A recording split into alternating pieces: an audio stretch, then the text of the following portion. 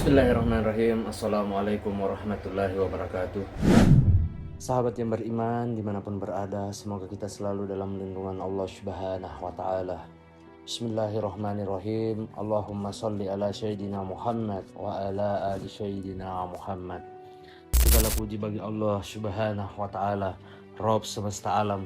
Salawat dan salam kepada Nabi kita, Nabi Muhammad sallallahu alaihi wasallam, keluarganya, para sahabat-sahabatnya, dan orang-orang yang mengikuti mereka hingga akhir zaman.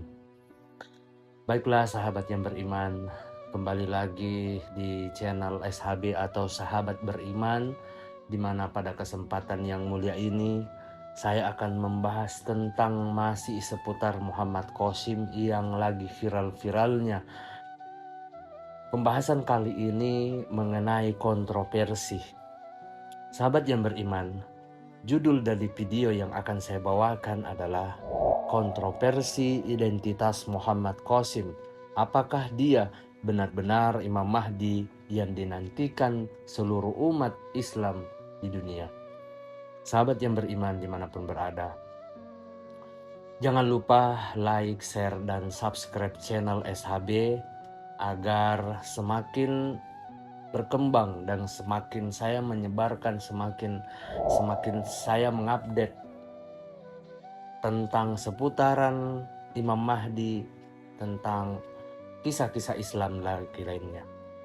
Sahabat yang beriman, baik mengenai pembahasan kali ini, yaitu kontroversi identitas Muhammad Qasim yang dinantikan oleh umat Muslim yang ada di dunia, tentang kemunculan Imam Mahdi yang masih menjadi pertanyaan seluruh umat yang ada di dunia.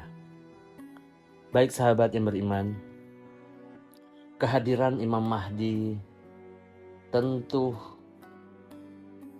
menjadi salah satu kehadiran yang kita nanti-nantikan, terutama bagi umat Muslim yang ada di seluruh dunia. Sosok misterius dalam Islam yang dipercayai akan muncul menjelang hari kiamat nanti selalu menjadi topik perdebatan dan spekulasi di kalangan para ulama dan tentu umat Muslim sahabat beriman. Salah satu nama yang muncul dalam beberapa tahun terakhir adalah Muhammad Qasim yang berasal dari negara Pakistan. Namun, apakah Muhammad Qasim benar-benar Imam Mahdi? Ini merupakan pertanyaan yang masih mengundang perdebatan dan opini beragam di kalangan para ulama. Tentang kontroversi dengan mimpi-mimpinya yang disampaikan, yang sudah disebarluaskan di publik, baik melalui berita, TV, dan sosial media seperti YouTube, TikTok, dan lain-lain sebagainya. Sahabat yang beriman, Muhammad Qasim, seorang pemuda asal Pakistan, mengklaim telah menerima wahyu dari Allah Subhanahu wa Ta'ala melalui mimpi-mimpi dan penglihatan. Dalam pengalamannya, ia melihat dirinya berbicara dengan Nabi Muhammad sallallahu alaihi wasallam dan berbicara tentang masa depan umat Islam. Klaim-klaim ini telah menarik banyak perhatian. Banyak orang termasuk sejumlah pengikut yang percaya bahwa Muhammad Qasim adalah inkarnasi Imam Mahdi yang dinantikan. Namun sahabat yang beriman, pendapat di kalangan para ulama sangat beragam. Sejumlah ulama berpendapat bahwa klaim Muhammad Qasim sebagai Imam Mahdi perlu dipelajari secara mendalam atau lebih mendalam dan didasarkan pada landasan ajaran Islam yang kuat. Beberapa argumen yang dikemukakan oleh para ulama. Saya akan bahas satu persatu. Ada 4 argumen yang dikemukakan para ulama.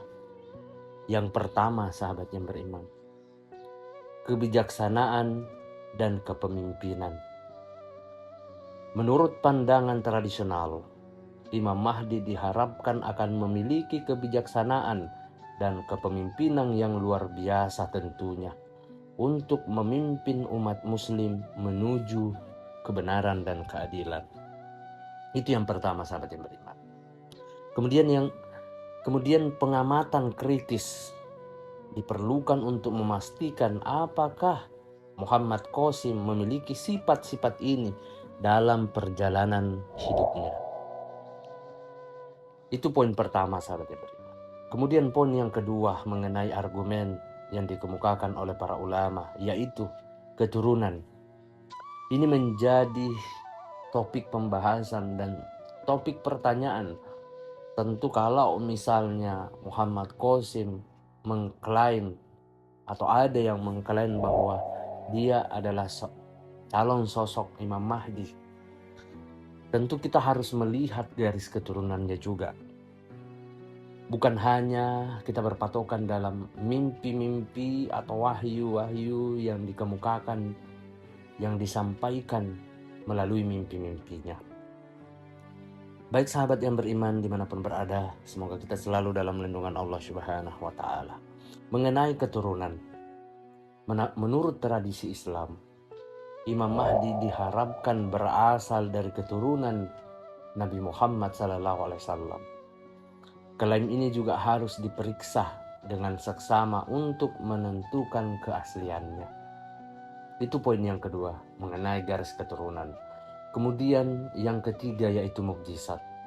Memang Imam Mahdi tidak dibekali dengan mukjizat, tetapi dia mempunyai keistimewaan yang tidak dimiliki oleh satu orang muslim pun.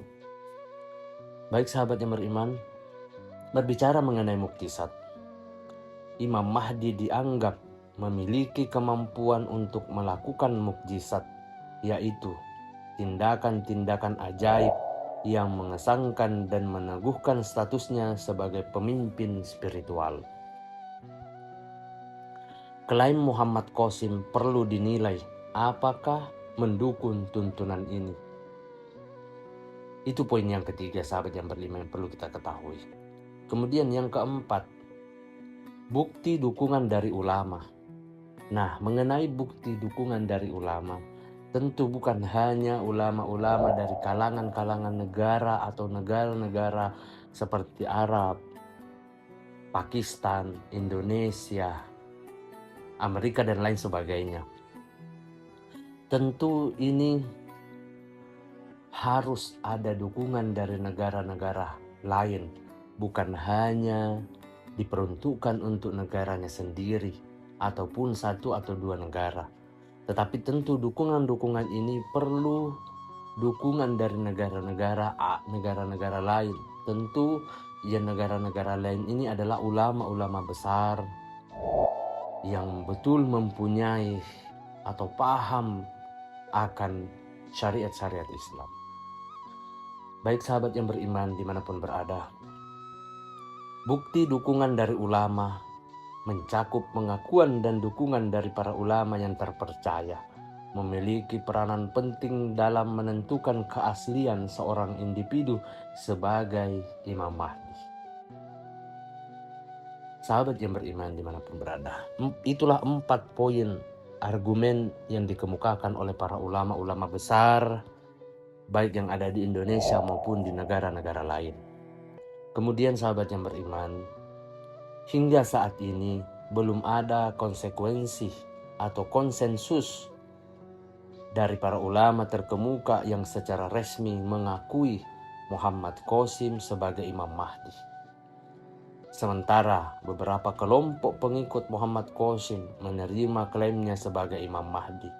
Sejumlah ulama menyerukan kehati-hatian dalam menerima klaim semacam itu tanpa melakukan pemeriksaan lebih lanjut. Pandangan ini didasarkan pada pentingnya penelitian mendalam, analisis ajaran Islam, dan pertimbangan hati-hati dalam menyimpulkan status seseorang atau individu sebagai pemimpin yang religius. Sahabat yang beriman dimanapun berada, semoga kita selalu dalam lindungan Allah Subhanahu wa Ta'ala. Jadi sahabat yang beriman, khususnya di negara Pakistan, Muhammad Qasim itu sudah diklaim bahwa dirinya adalah calon Imam Mahdi. Tetapi untuk dukungan dari negara-negara lain sampai hari ini belum ada. Karena perlu kita ketahui sahabat yang beriman, seorang Imam Mahdi itu garis keturunannya harus jelas, dan itu garis keturunan dari Nabi kita Nabi Muhammad SAW. Tentu tak hanya butuh dukungan dari negara satu, tetapi negara atau ulama-ulama di negara-negara besar. Dan ulama-ulama itu tentu ulama-ulama terkemuka yang mempunyai ilmu yang benar-benar mendalami tentang syariat Islam.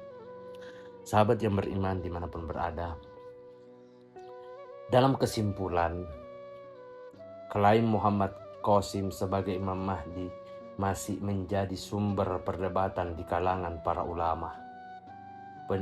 Penilaian yang tepat dan komprehensif diperlukan sebelum mengambil kesimpulan akhir tentang statusnya dalam Islam.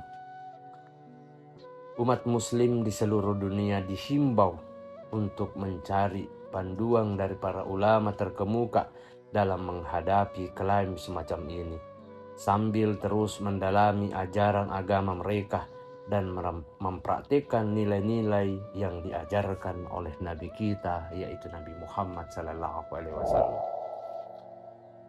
Mengenai pembahasan tentang Muhammad Qasim yang di Pakistan khususnya yang mengklaim bahwa dia adalah calon Imam Mahdi, sebenarnya kita tidak bisa berpatokan dari hal seperti itu sahabat beriman. Karena semua itu adalah izin dari Allah Subhanahu wa Ta'ala, kehendak dari Allah yang Maha Agung, yang Maha Besar. Karena berbicara tentang akhir zaman, hari kiamat, tentu kita mempercaya adanya hari kiamat dan hari akhir. Huru-hara hari kiamat tentu ada, tetapi semua itu kita serahkan kepada Allah Subhanahu wa Ta'ala yang Maha Besar dan Maha segala-galanya. Yang perlu kita jaga yaitu jaga iman kita, perhatikan dan belajarlah terus tentang bagaimana syariat-syariat Islam yang benar, sehingga kita terlindung atau terselamatkan dari huru-hara akhir zaman. Baiklah sahabat yang beriman, mungkin sampai di sini pembahasan tentang kontroversi identitas Muhammad Qasim. Apakah dia benar-benar Imam Mahdi yang dinantikan umat Islam? Tentu ini masih tanda tanya.